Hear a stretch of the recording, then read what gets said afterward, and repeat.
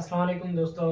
तो आज हम डिस्कस करने जा रहे हैं एक बहुत इम्पोर्टेंट मैक्रो मॉलिक्यूल जिसका नाम है न्यूक्लिक एसिड। तो हमने काफ़ी सारे टॉपिक्स कवर कर लिए लाइक प्रोटीन कार्बोहाइड्रेट पे हमने बात की थी। तो आज हम डिस्कस करने जा रहे हैं न्यूक्लिक एसिड। तो न्यूक्लिक एसिड एक बहुत इम्पॉर्टेंट मैक्रो मॉलिक्यूल है जिसकी लिविंग ऑर्गेनिज्म में बहुत सारी इम्पॉर्टेंट है। तो देख लेते हैं इसके सारे करेक्टरिस्टिक, इसके मोनोन्यूक्लियोटाइड्स लाइक इसके मोनोमर्स जो है इसके कितने टाइप्स वगैरह होते हैं। तो सबसे पहले हम इसकी बात करते हैं डिस्कवरी पे। न्यूक्लिक एसिड डिस्कवर किया था एक साइंटिस्ट ने जिसका नाम था फ्रेडरिच मेयर, जो 22 ईयर्स ओल्ड का था, मतलब उसकी एज 22 ईयर्स थी। सही है। तो ये कहाँ पे डिस्कवर किया था? Nucleus of pus cell. Pus cell के न्यूक्लियस में इसने न्यूक्लिक एसिड को डिस्कवर किया था और इसने जो नाम दिया था न्यूक्लिक एसिड को, वो नाम क्या दिया था? न्यूक्लियन। अब इसने न्यूक्लियन इसको नाम इसलिए दिया क्योंकि ये न्यूक्लियस में डिस्कवर हुए। उसके बाद में लेटर स्टडीज के दौरान इसकी जो प्रॉपर्टी है, जो इसकी प्रॉपर्टी के बेसिस पे ये देखा गया कि इसकी जो नेचर है, प्रॉपर्टी, वो है एसिडिक। तो एसिडिक क्यों है? क्योंकि इसके अंदर फास्फोरिक एसिड होता है। इसकी प्रॉपर्टी जो है वो एसिडिक प्रॉपर्टी, इसलिए इसको रीनेम्ड किया गया एज अ न्यूक्लिक एसिड। इसको दोबारा से नाम क्या दिया गया? Nucleic acid. तो ये थी डिस्कवरी इसके बारे में। अब हम आते हैं डेफिनेशन के बारे में। हमने हाँ, जो हमारा ये चैप्टर चल रहा है बायोमॉलिक्यूल, तो हमने इसमें बायोमॉलिक्यूल ही पढ़ने हैं और हमने प्रोटीन पढ़ा है, कार्बोहाइड्रेट, ये सारे पढ़े हैं।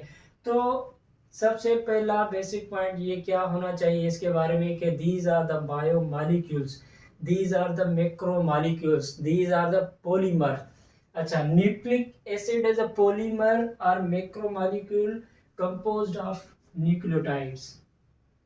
न्यूक्लियोटाइड्स मोनोमर, लाइक प्रोटीन के मोनोमर्स अमीनो एसिड होते हैं, कार्बोहाइड्रेट के कौन से होते हैं? मोनोसेक्राइड्स होते हैं। इसी तरह न्यूक्लिक एसिड के मोनोमर्स कौन से होते हैं? न्यूक्लियोटाइड होते हैं। तो न्यूक्लियोटाइड पे हम बात करेंगे आगे डिटेल में, न्यूक्लियोटाइड की कंपोजिशन, कैसे न्यूक्लियोटाइड एक कंडेंसेशन के थ्रू एक पॉली न्यूक्लियोटाइड बनाते हैं जिसको हम न्यूक्लिक एसिड कहते हैं।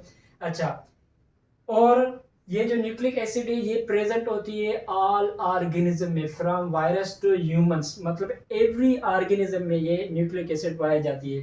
उसके बाद ये न्यूक्लिक एसिड कहाँ पे प्रेजेंट होगी? सेल के अंदर अगर हम बात करेंगे तो कहाँ पे प्रेजेंट होगी? सेल के अंदर ये फ्री स्टेट में भी पाई जा सकती है और ये bound to protein like nucleoproteins होते हैं, न्यूक्लियोप्रोटीन्स जो हमारे न्यूक्लियस के अंदर होते हैं उसमें भी पाई जाती है। उसके बाद ये इसका function, most important function guys, ये आप समझ ले, आप कॉन्सेप्ट समझिए इसका कि इसकी ज़्यादा इम्पोर्टेंस मैं क्यों बता रहा हूँ, कि बार बार कह रहा हूँ ये बहुत इम्पोर्टेंट है। अब देखें, आपकी जितनी भी आपकी बॉडी के जो फिजिकल करेक्टरिस्टिक है, लाइक आपके आईज का कलर, आपके हेयर का कलर, आपका हेयर का फैशन, एवरीथिंग, आपकी बॉडी की जो स्ट्रक्चर है ये इस न्यूक्लिक एसिड की फॉर्म में स्टोर होती है। न्यूक्लिक एसिड की फॉर्म में स्टोर होती है और न्यूक्लिक एसिड की फॉर्म में ट्रांसमिट होती है। अब देखें कि हम कहते हैं कि जो बच्चे होते हैं वो क्या अपने माँ बाप पे गए, माँ बाप जैसे ही होते हैं। वो कैसे होते हैं भाई? वो क्यों होते हैं माँ बाप जैसे? क्योंकि ये न्यूक्लिक एसिड के अंदर जो करेक्टरिस्टिक, फिजिकल करेक्टरिस्टिक या स्ट्रक्चर्स जो हमारे पेरेंट्स में होती है वो ट्रांसमिट होती है हम हमारे अंदर, बच्चों के अंदर, in the form of nucleic acid. तो इसलिए हम कहते हैं कि जो न्यूक्लिक एसिड का फंक्शन होता है वो एक ही फंक्शन होता है। न्यूक्लिक एसिड हमारी बॉडी की जो स्ट्रक्चर्स होते हैं, स्ट्रक्चर्स कैसे बननी है और स्ट्रक्चर का क्या फंक्शन होना है, एवरीथिंग जो होती है वो इनकोडेड होती है किसके अंदर? Nucleic, in the form of nucleic acid. तो न्यूक्लिक एसिड क्या करती है? इसको हम क्या कहते हैं? रिपोजिटरीज, यानी कि store house of genetic information, nucleic acid, और ट्रांसमीटर ऑफ जेनेटिक इंफॉर्मेशन, इसको हम क्या कहते हैं? न्यूक्लिक एसिड कहते हैं। तो आप इसे नोट करें, हम आगे इसके पॉइंट्स के ऊपर मजीद बात करेंगे। टाइप्स ऑफ न्यूक्लिक एसिड और मोनो न्यूक्लियोटाइड जो इसकी बेसिक मोनोमर है इसके ऊपर बात करेंगे।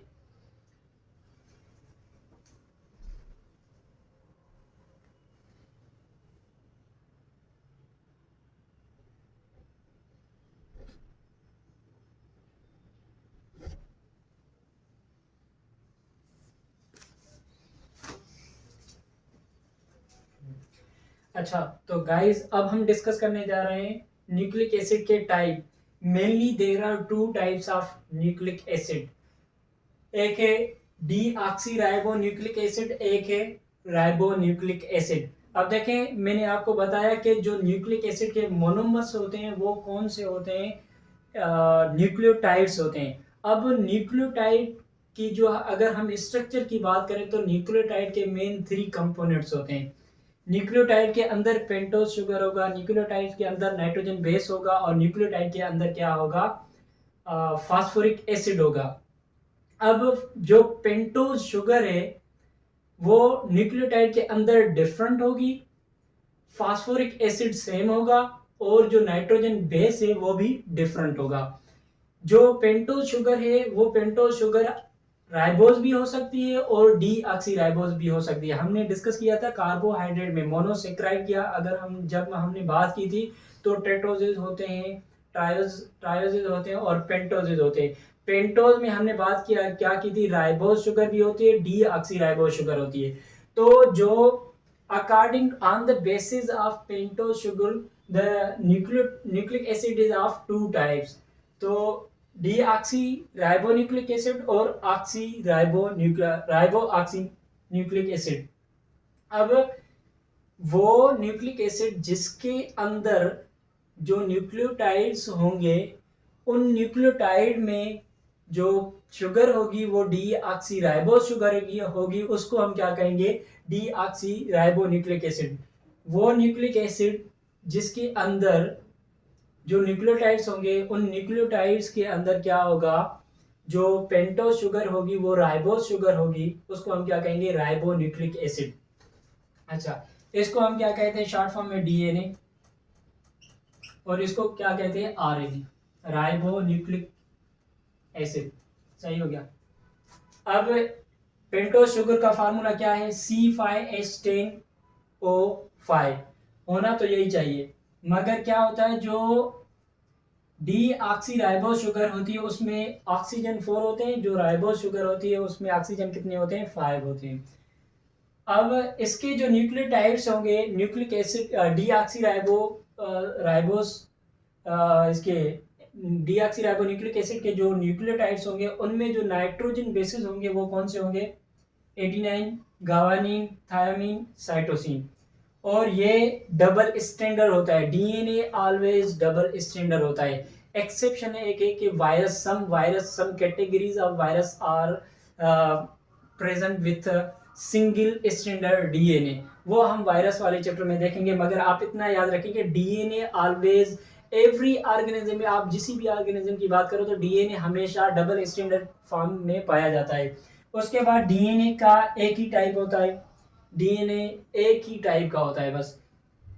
प्रेजेंट डीएनए कहाँ पे प्रेजेंट होता है कि हम डिस्कस करेंगे, डीएनए न्यूक्लियस में प्रेजेंट होता है और कहाँ पे प्रेजेंट होता है, माइटोकॉन्ड्रिया के अंदर प्रेजेंट होता है। न्यूक्लियस में भी कहाँ पे प्रेजेंट होगा, जो क्रोमेटिन नेटवर्क है या क्रोमोसोम होते हैं वहां पे डीएनए प्रेजेंट होता है। अब आरएनए की बात करें तो आरएनए में क्या होगा, राइबोज शुगर होगी।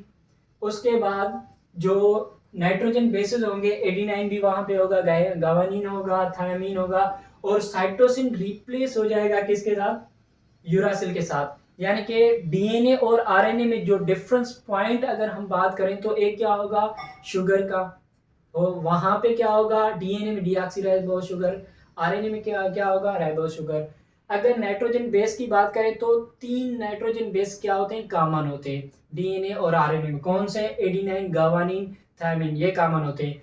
एक डिफरेंट होता है, डीएनए में साइटोसिन होता है और आरएनए में क्या होता है, यूरासिल होता है। और डिफरेंस पॉइंट क्या है कि डी आरएनए जो होता है वो ऑलवेज सिंगल स्टैंडर्ड फॉर्म में होता है। अब एक्सेप्ट आरआरएनए भी कंप्लीटली डबल स्टैंडर्ड नहीं होता। आरआरएनए का सम पोर्शन आरआरएनए का क्या होता है, डबल स्टैंडर्ड होता है, बाकी ये भी सिंगल स्टैंडर्ड होता है। आरएनए के कितने टाइप्स होते हैं, 3 टाइप्स होते हैं, राइबोसोमल आरएनए, मैसेंजर आरएनए और ट्रांसफर आरएनए। अच्छा, आरएनए कहाँ पे पाया जाता है, 90% आरएनए जो होता है वो कहाँ पे, साइटोप्लाज्म में पाया जाता है। 10% कहाँ पे पाया जाता है, न्यूक्लियस में पाया जाता है। सही। अब ये हो गई जनरल इंट्रोडक्शन न्यूक्लिक एसिड की हमने टाइप डिस्कस किए, 2 टाइप्स, आरएनए डीएनए और आरएनए में डिफरेंस पॉइंट भी हमने डिस्कस कर लिए। अब थोड़ा आप कॉन्सेप्ट समझे कि अब हम एक बात करें, अगर हम सेल की, किसी भी सेल की, ये हो गया सेल का न्यूक्लियस के अंदर क्या होता है, डीएनए होता है। अब मैंने आपको बताया कि डीएनए के अंदर इंफॉर्मेशन स्टोर होती है, कि लाइक अगर हम बात करें किसी भी हमारी बॉडी की स्ट्रक्चर की बात करें कि या वो कैसे बनती है, तो डीएनए के अंदर इंफॉर्मेशन होती है। सही है। डीएनए से क्या बनता है, एमआरएनए बनता है, मैसेंजर आरएनए। लाइक डीएनए के अंदर जो इंफॉर्मेशन स्टोर्ड है उसको आप एक्सप्रेस कैसे करोगे, एक्सप्रेस करने के लिए आपको एक और मॉलिक्यूल की जरूरत होती है जो कि हेल्प करता है इंफॉर्मेशन को एक्सप्रेस करने में। उस हेल्पर को हम क्या कहते हैं, वो है आरएनए। सही है। वो कौन सा आरएनए, वो है मैसेंजर आरएनए। अब मैसेंजर आरएनए क्या करेगा, मैसेंजर आरएनए ये इंफॉर्मेशन लेके जाएगा कहाँ पे, साइटोप्लाज्म के अंदर। साइटोप्लाज्म में ये क्या करेगा, वहां पे साइटोप्लाज्म के अंदर बहुत सारे राइबोसोम पड़े, राइबोसोम ऐसे पड़े होते हैं। सही है। ये एक राइबोसोम है, राइबोसोम के अंदर आपके पास मैसेंजर आरएनए आया और उसने क्या किया, इसको इंफॉर्मेशन दे दी, भाई राइबोसोम में डीएनए से ये इंफॉर्मेशन लेके आया हो, आपने क्या करना है, इस इंफॉर्मेशन के मुताबिक क्या बनानी है, प्रोटीन बनानी है। अब ये हो गया राइबोसोम। सही। राइबोसोम क्या बनाएगा, प्रोटीन बनाएगा। सही। अब सारा काम आगे क्या करेगी, प्रोटीन करेगी। अब क्या करना है, इधर प्रोटीन क्या कर सकती है, एंजाइम तौर पे एक्ट कर सकती है, प्रोटीन क्या कर सकती है, हार्मोन तौर पे एक्ट कर सकती है, प्रोटीन स्टोरेज की फॉर्म में हो सकती है, प्रोटीन स्ट्रक्चर की फॉर्म में हो सकती है, लाइक प्रोटीन प्रोवाइड्स स्ट्रक्चर। तो प्रोटीन ये बहुत सारे डिफरेंट फंक्शन परफॉर्म करती है जो कि हमने डिस्कस किया था प्रोटीन में। प्रोटीन हमने जब टॉपिक पढ़ा था तो प्रोटीन के फंक्शंस हमने डिस्कस किए थे। तो protein act as enzyme, protein enzyme के तौर पे भी काम कर सकती है।